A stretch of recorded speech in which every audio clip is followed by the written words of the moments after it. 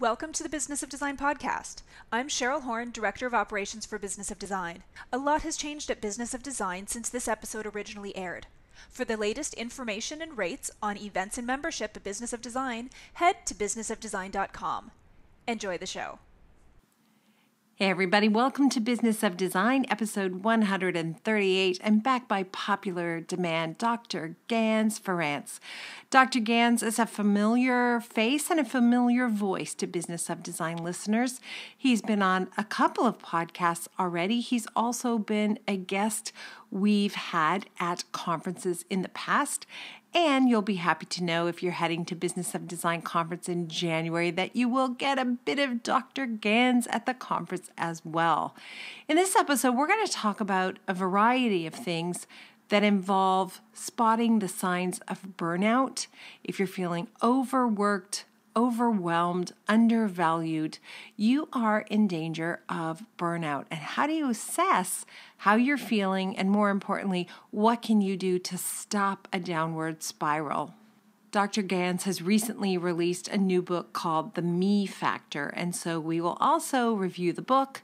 And I was quite interested to hear his thoughts on social media. I'd never heard it quite expressed this way, but this idea that when we compare ourselves to perfect, idealized social media entities, we lose multiple times in that transaction. We lose in the initial comparison, and then we lose again because instead of using that time to reflect on all the great things we have in our own lives, we're down an alley of despair and compare. And then we lose again because when we finally do recognize that we have some wonderful things happening in our own lives, they seem small or less rich in comparison, and it's a vicious cycle. And I'd never quite heard it put that way.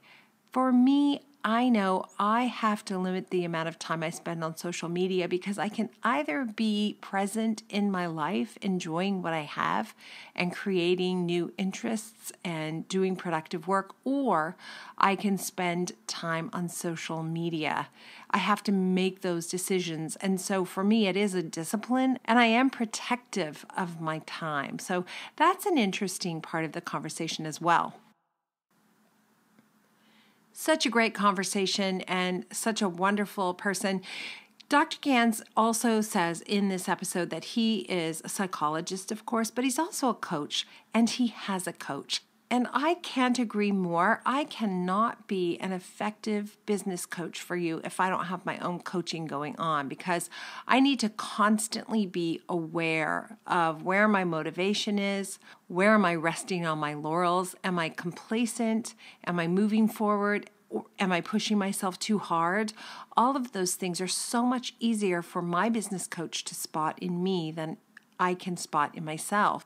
I feel really fortunate that so many of you call me your business coach. If you are a paid member of Business of Design, I am your business coach.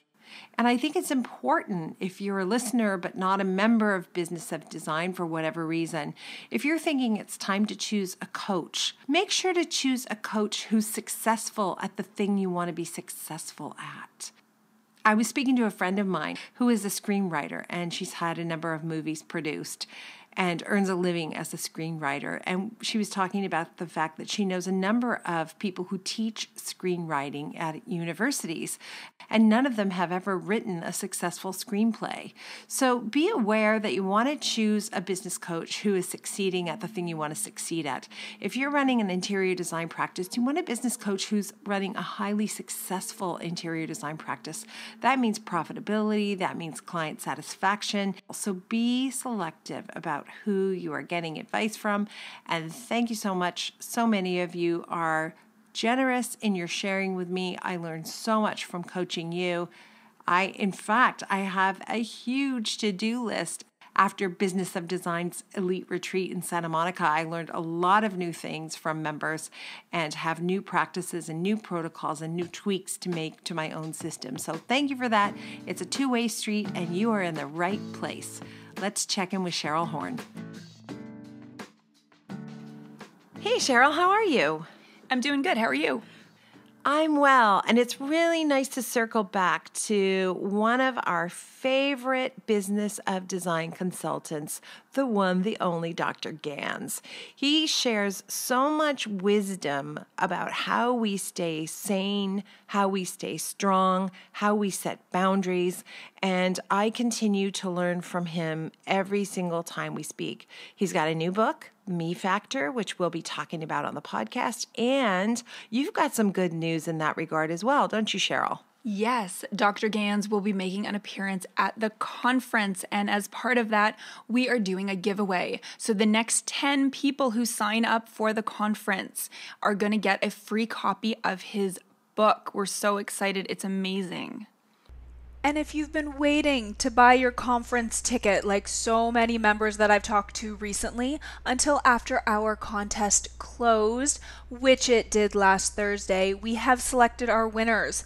Congratulations to Kim Chaney of Haven Design in Michigan and Jerry End of Gerard Interiors in New York. They both won tickets to the Business of Design conference at Las Vegas Market. So if you were waiting till the contest ended to buy your ticket, now is the time. So again, the next 10 people who sign up are going to get a copy of Dr. Ganz's book, which is great. So details are on the website. We have added more details to our itinerary, so be sure to check that out.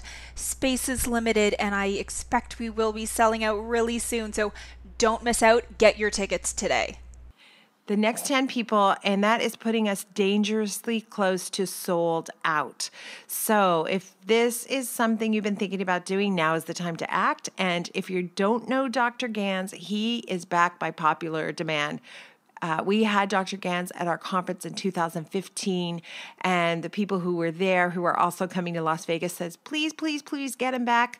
It's a little bit unusual how he's going to be at the conference, but it's going to be awesome, and we're looking forward to it. Anytime with Dr. Ganz is time well spent.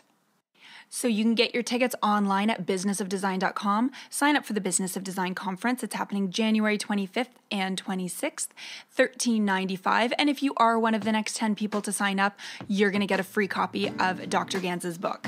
Thank you, Cheryl. Welcome to the Business of Design podcast with Kimberley Selden. Business of Design is the coaching community for independent designers like you.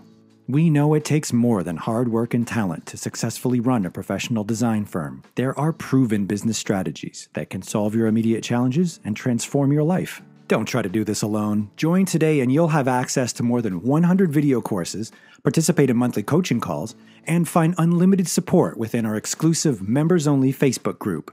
Unlike traditional coaching, BOD is a fast track to immediate results for independent interior designers, decorators, architects, stagers, and landscapers just like you. Monthly membership is only $79. Annual members save 2 months. What are you waiting for? We all know design matters. At Business of Design, we think designers matter too.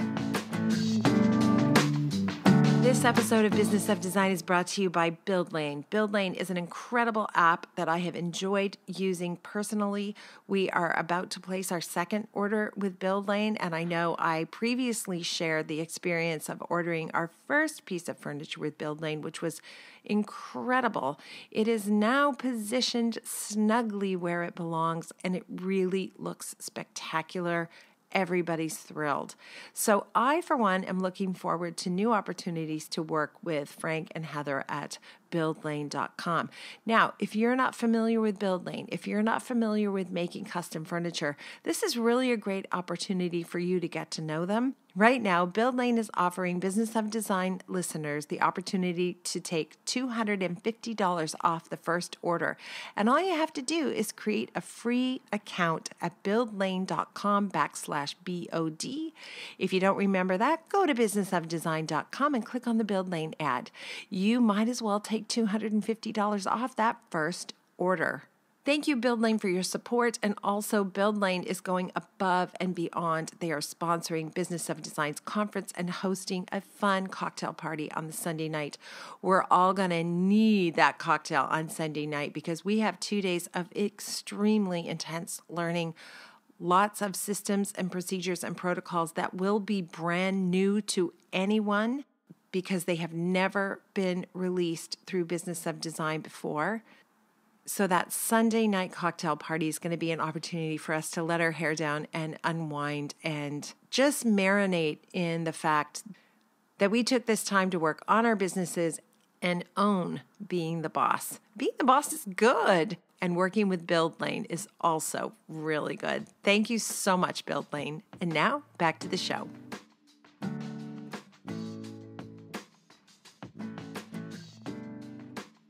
Well, it's no secret. One of my favorite people is on the podcast today. Dr. Ganz, how are you? I am great, Kimberley. So glad to be talking to you again. Enough about you, now about me. That's how I feel every time I talk to you. Like, can you please help get inside my head and figure out what's going on in there and tangle this mess? I guess I have that effect on people for some reason. I don't know. Yeah, and your voice really helps too. Like everybody who has listened to your podcast says, when is Dr. Ganz coming back on the show? We just want him to hang out and talk to us. Oh, right on. Well, thank you so much. Always great to talk to you. Well, and your people. Thank you. Thank you. And you have been super busy. You now have a book, The Me Factor. Tell me about the Me Factor. So, early in my career, early in my life, I actually was running really hard, and I ended up burning myself out a couple times. And so I said, okay, well, this is not good. So I got to figure out a different way to do this. So what happened was I sat down, I thought about it, I figured out, okay, if I do this system, and it took me a while to figure it out. If I do this system, I can actually stay on the right side of burnout and don't have to go down this path too many more times, or if I do, I can find my way back a lot faster. And so I put this system together probably 20 some years ago. But then what was happening was when I was talking to my clients and working with them, I realized that about 95% of them had something that was connected to the system that I put together. So I had a lot of people telling me, you got to put this in a book, you got to write it down so that we can also benefit from it. So that's what I did. So I wrote it down, got a whole system together so that not only I can use it to keep myself on track, but then also other people can use it to make sure they stay on track and pull themselves out of burnout and have the kind of creativity and the kind of relationships they want to have that they deserve.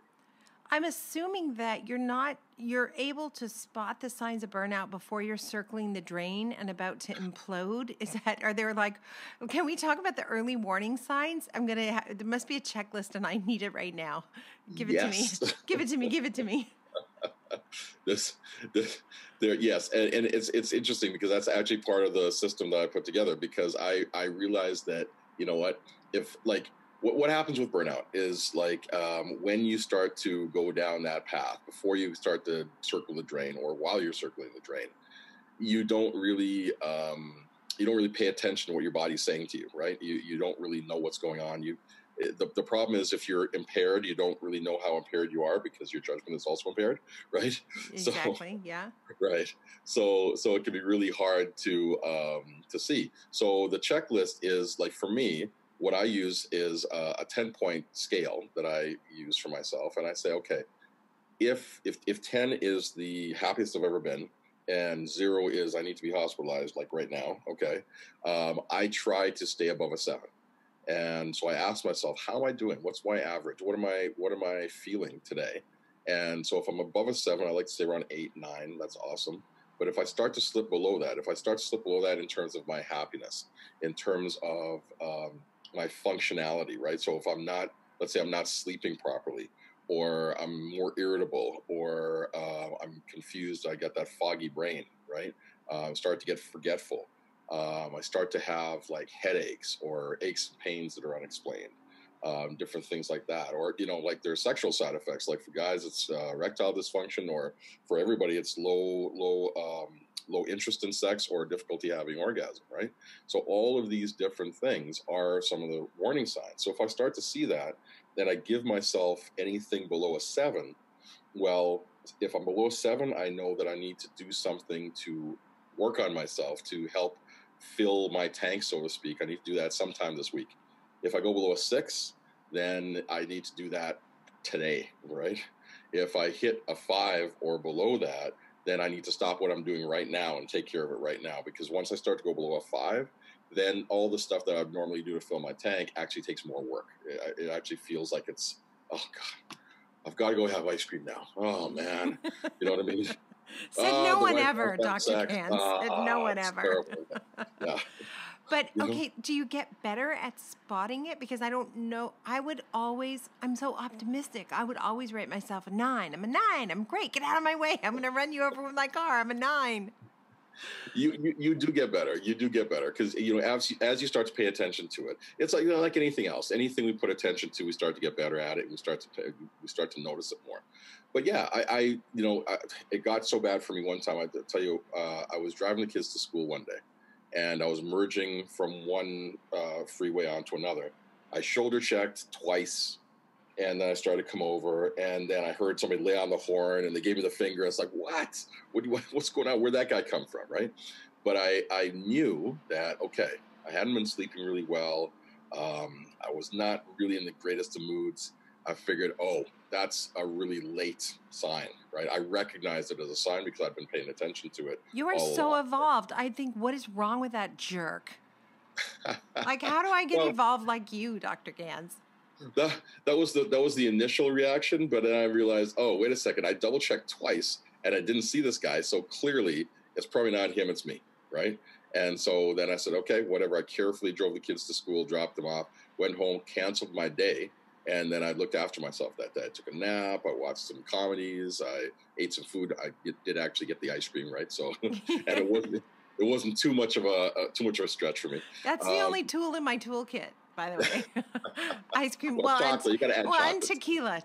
Yeah, there you go. But that seems dangerous if you're not having a great day. Like, that doesn't seem like a winning combo. Ice cream and tequila float. Yeah. Okay, there you go.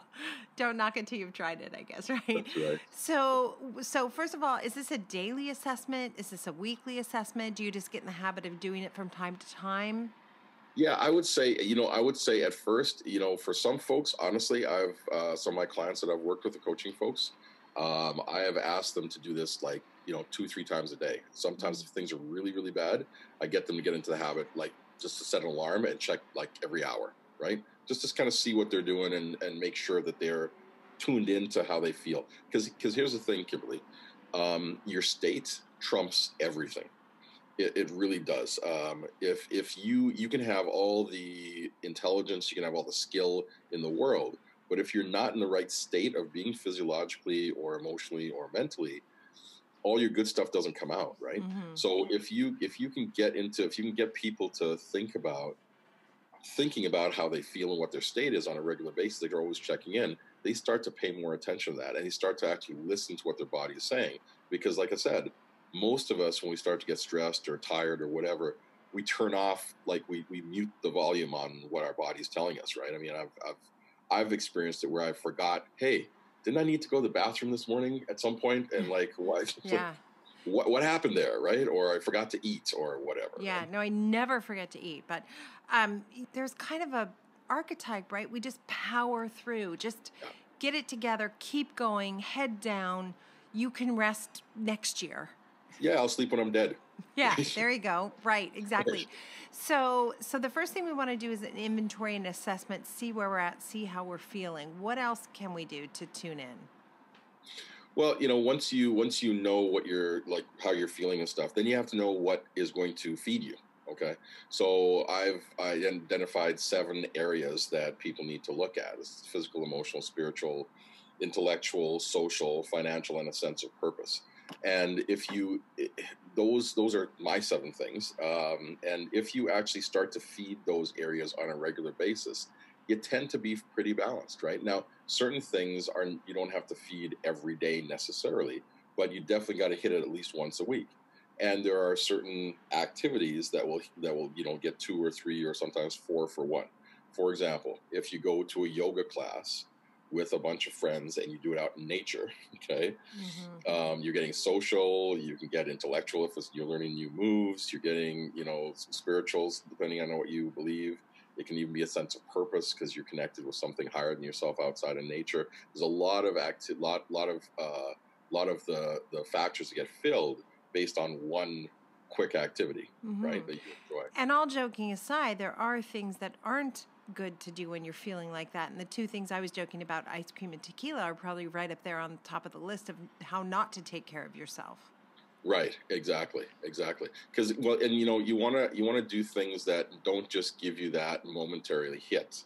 You want to make sure they lift you up, but lift you up long term and not cause more problems for you later on. Right. So, whether it's weight or alcohol abuse or whatever it might be. What's the cost long term of not feeling that sense of purpose? And I guess to back up, I would say I have been speaking lately to designers who are sharing with me that they don't feel like they're in their zone in terms of their business and their career. They don't feel like clients respect them. They're not making money. And I imagine that is a tremendous drain on precisely the kind of well-being you're talking about.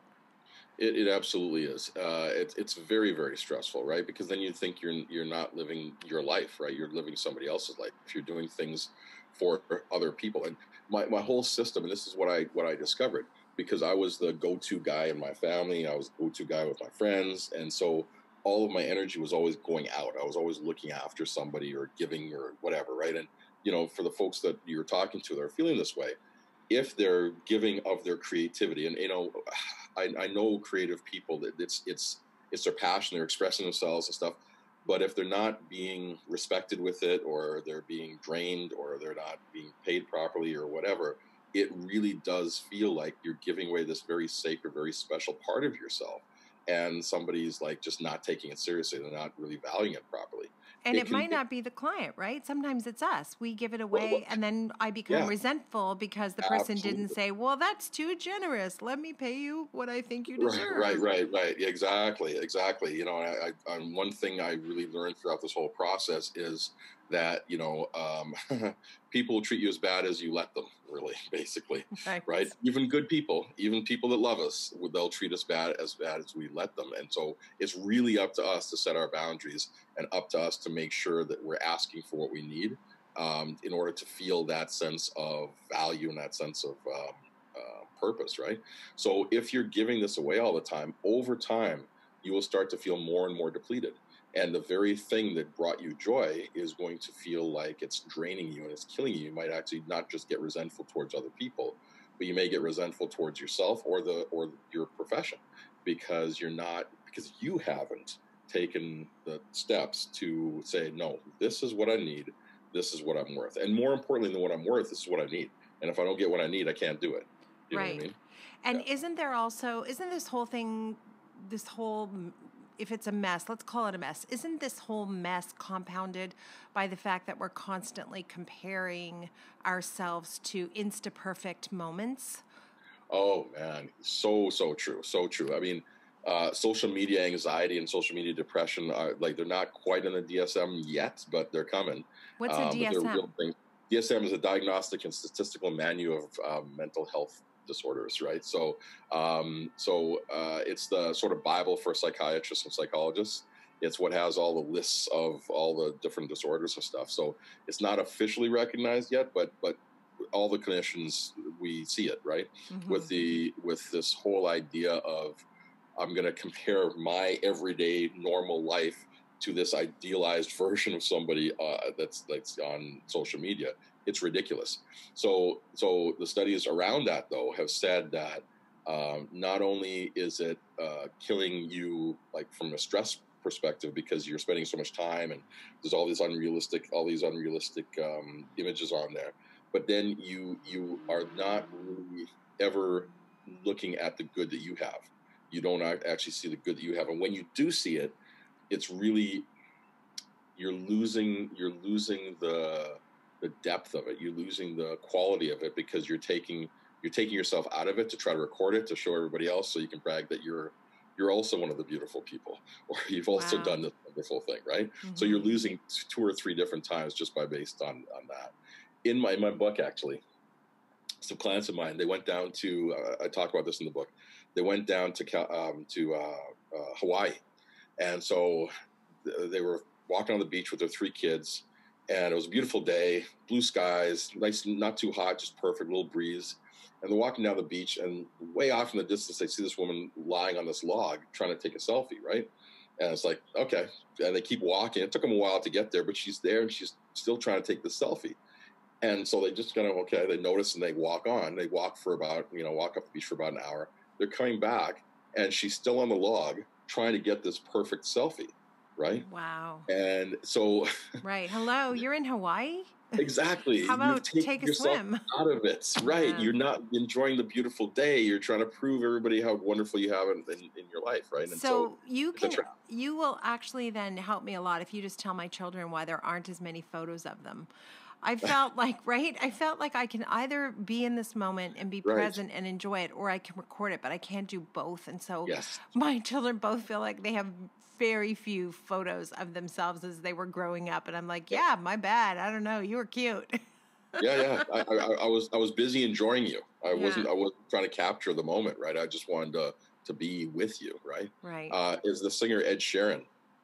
He left social media for a while. I don't know if he's back now, but he said he said he left it because he was tired of living his life through a screen, right? Right. So I thought that was a brilliant way to say it. Wow, beautiful. The me factor, I'm going to ask you something. It sort of struck me as I was reading it. You're speaking to men. I'm not a man. What happened? What happened? You get none. No, just kidding. So the she factor is in the works. Okay. So the she factor is coming. All right. But so the deal is this. The reason I wrote this book to men, the system works for everybody, by the way. It does. Universal. It absolutely does. But I was like, hey, this is distinctly for the guy, the way that it's written. So the reason is women are smart enough to translate. So if something is written, there's not a lot written to guys. Honestly, there's not a lot of self-help stuff that's written to guys.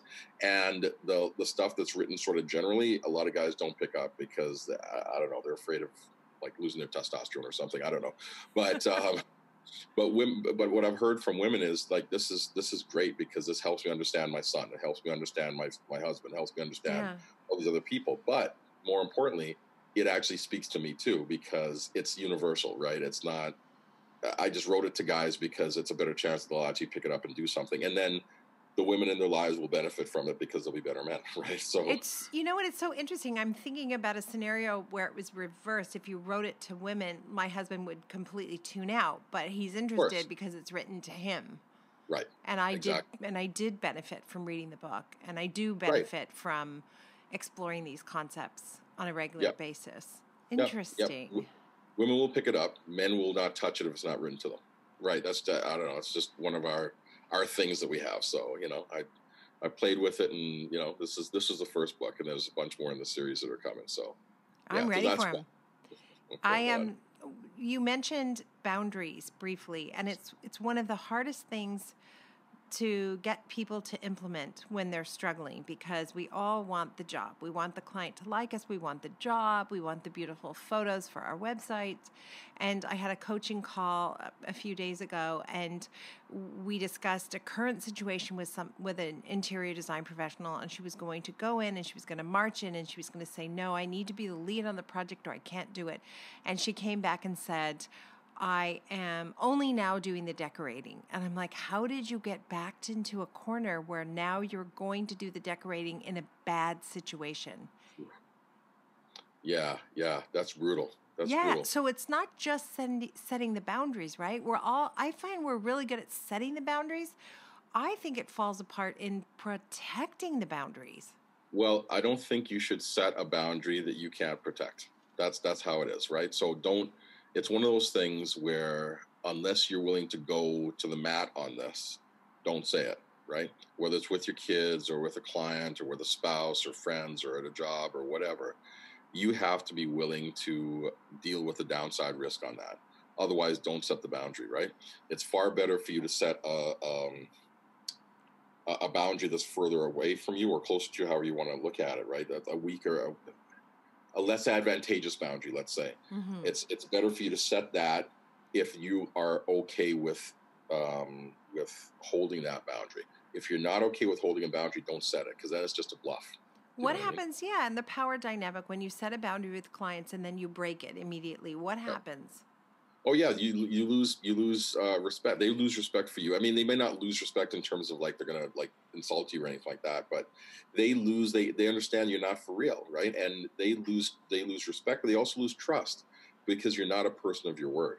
If you say this is what I do and this is all I do, if they understand that, then they're going to respect you. And here's the thing: we have all of us humans, actually all mammals have this.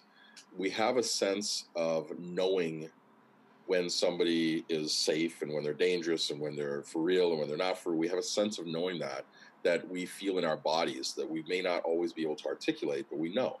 And I had this experience when I was younger. I used to get bullied a lot, right? And so I always wanted to learn how to fight and stuff. So I went going to learn martial arts, right? So I talked to this guy I knew who was a black belt, and I said, "You teach me some karate. I want to learn how to fight." And he goes, "Well, I can teach you some karate, but if you actually get good, you're not going to fight." And I said, "You want to bet? Sure, I will. I'll fight because now I know what I'm doing, right?" And he said, "No, because what happens is when you know how to fight, your energy changes. Your ki is what we call it in karate, right?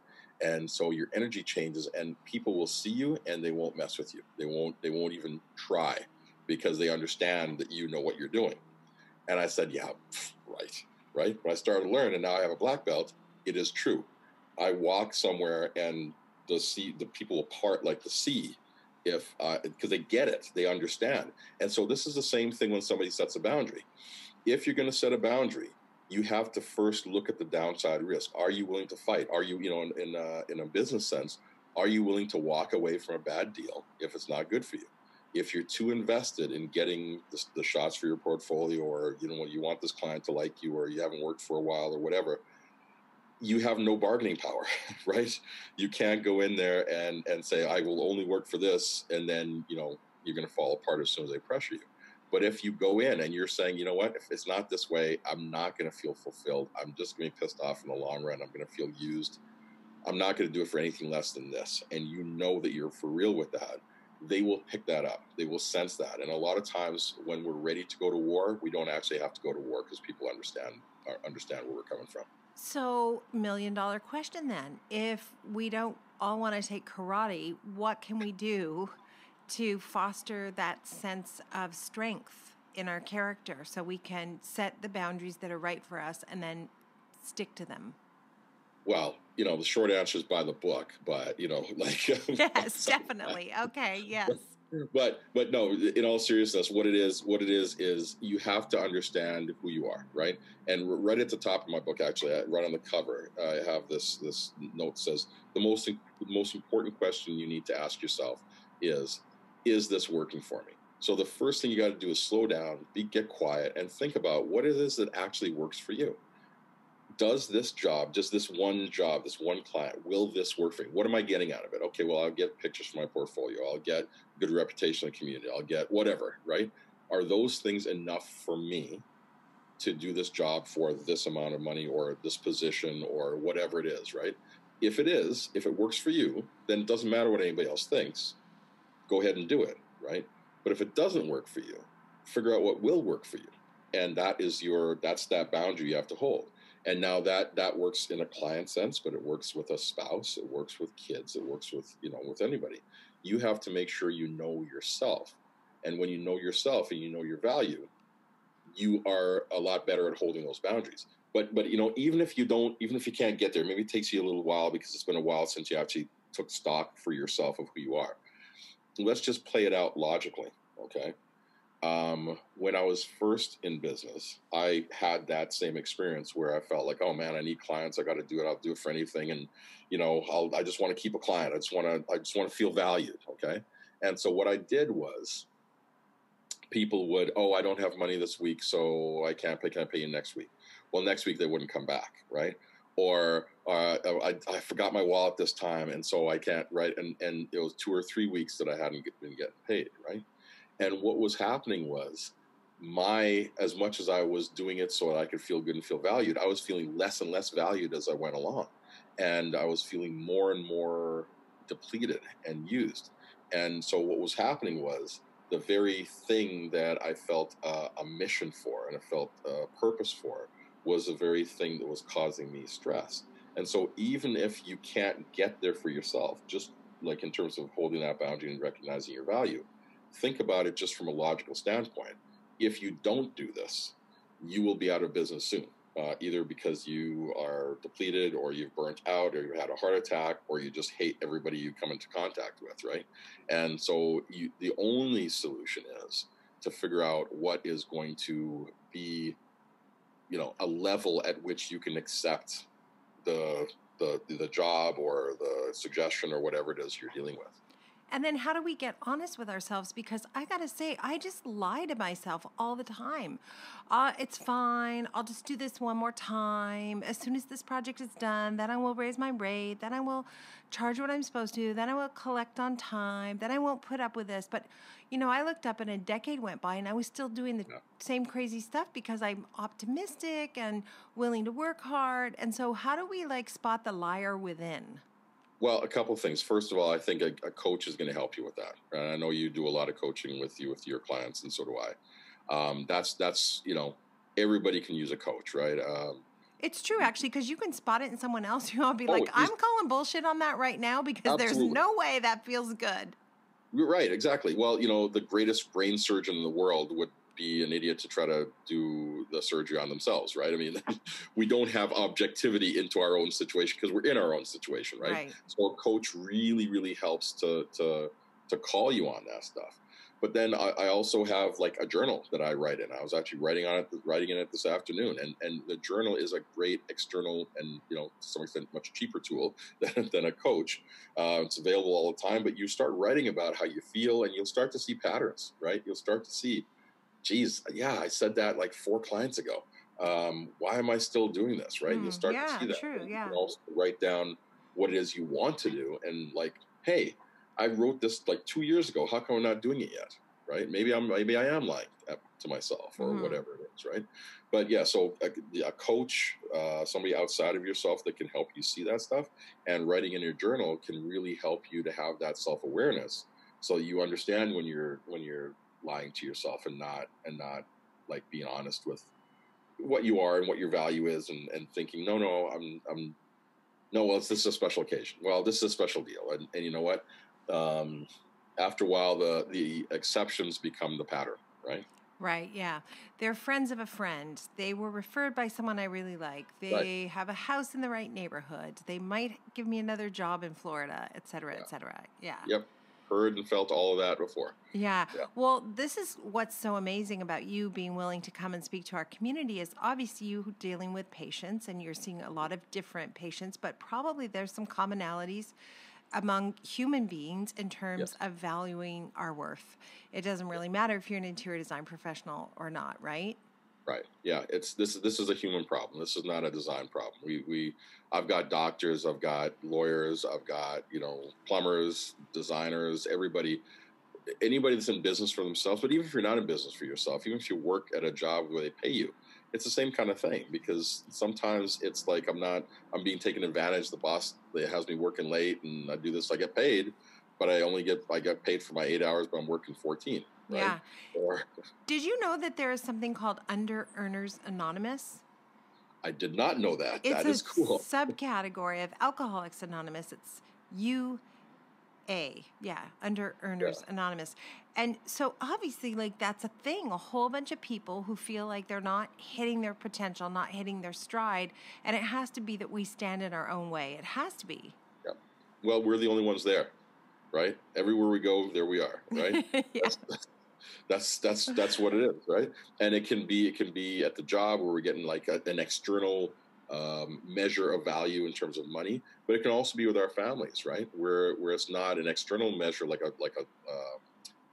practical measure like money, but it can be in terms of appreciation. It can be in terms of thanks. It can be in terms of reciprocity, that we don't really feel like, we have, I think most people have had either a friend or a family member where they're always asking you for something, but they never really show that appreciation or give it back. You know what I mean? Mm-hmm. And that's the other part of it, where we feel like we're just being taken advantage of. And that's, my psychologist, because I've been going to a psychologist and getting coaching myself for the last 30 years. He said, you get resentful and you get pissed off, even when you violate your own boundaries. Right. Well, it doesn't mean that somebody else is invading your boundaries. You can invade your own boundaries. You just open up the gateway for yourself, and then people come in and they do that stuff. So. Oh man, it's so true. I think the biggest problems I've ever had are the problems I've caused myself. And then you've got a double whammy of being annoyed with the person who did the thing you let them do, and then annoyed with yourself for letting the person do the thing you let them do. Right. How could they treat me this way? Oh, wait a second. How could I treat myself this way? Yeah. Right. It's so true. Okay, everybody, the me factor. Pick it up. Dr. Ganz, where can we pick up the me factor? At my website. It's askdrgans.com. So ask is in the question, DRGANZ.com. And actually, there's tons of other free stuff on there. So tons of resources people can check out too. So. You know, we like to end every episode with design intervention, just a bit of advice. It could be from the book. It could be from, life experience, something you think would be valuable to our listeners. Yeah, I would go back to asking yourself often, every day, is this working for me? Ask it about your pair of shoes you got. Ask it about, the job you're looking at. Ask it about, the people you have in your life. It has to work for you. If it doesn't work for you, it's not going to work. A really great piece of advice I got from a good friend of mine in business. He said, you can't do a good deal with a bad partner. Okay. So you need to know who you're dealing with, but most importantly, you need to know who you're dealing with yourself. Thank you so much. Thank you for being a part of the Business of Design community. If you love what you hear on the podcast, take the next step by signing up at businessofdesign.com. As our thank you, you'll gain access to Business of Design's 15-step project management strategy, a free introductory course which includes 3 Business of Design systems you can implement for immediate results. And when you're ready for success, a Business of Design membership, monthly or annual, will dramatically improve your business and your life. What are you waiting for? Together we will achieve extraordinary results. Start today.